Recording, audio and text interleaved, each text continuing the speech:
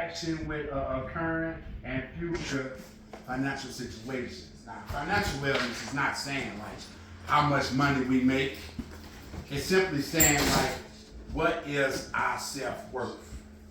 When you find your self-worth, you'll be compensated for that self-worth by increasing your value.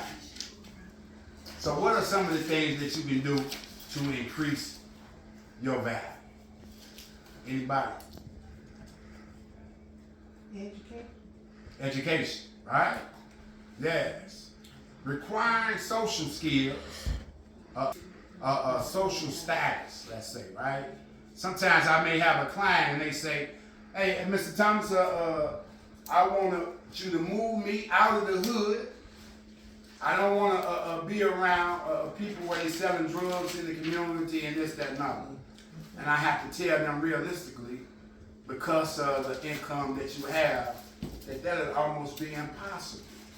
If you're making $800 or something like that, I will have to move you in the low income housing area, right? Unless you plan on changing your entire social status, which is education.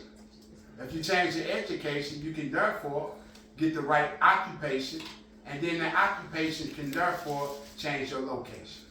But if you're not able to change those three things or willing to change those things, then you probably will have the same outcome in that case. So when it comes to financial wellness, it's simply saying like, how can you increase your value? Not how can you gain more money, because you should be compensated for whatever your value is. And these have to be physical people. When I say who are the three people, I simply want you to say like, who are these people in your life, as well as what do they contribute to your life. So the trainer can be somebody like myself, somebody with lived experiences, like many of you guys.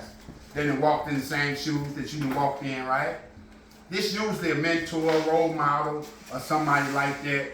Could be your pastor, right? Somebody that you kind of look up to in a sense, but that trainer know like what things to expect, right? Then you have the medic. You know, the medic is the person with the white towel and throws the towel in when they know like you done had enough. So these are usually the caregivers in your life and the people that know like what are your limitations. And then you have the cut man. And they call him the cut man simply because when the swelling is under the eye, he takes a razor blade and makes an incision right here to take the fluid and the swelling down. So somebody put a razor blade over your eye, that's somebody that you really trust, right? So this little person is the opposite of the medic, because no matter how banged up or beat up you are, they still believe that you can win the fight. So out of these three people, we'll go around and I will ask you, who are these people in your life, right? And if you're not able to fill these three slots, I would simply want you to tell me, what would you like that person to be like?